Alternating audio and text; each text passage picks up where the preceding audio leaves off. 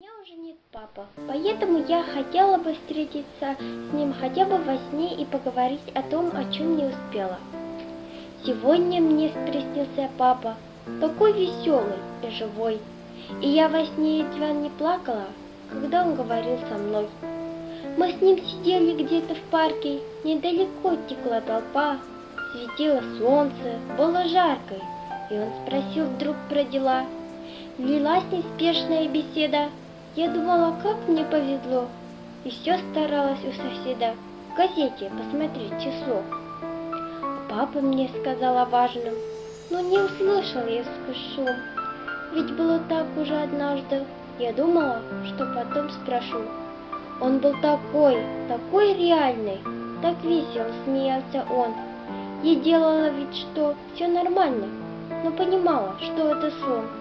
И просыпаться не хотелось, лежала, не отрывая глаз, все думала, это память тела, или тревожит души нас.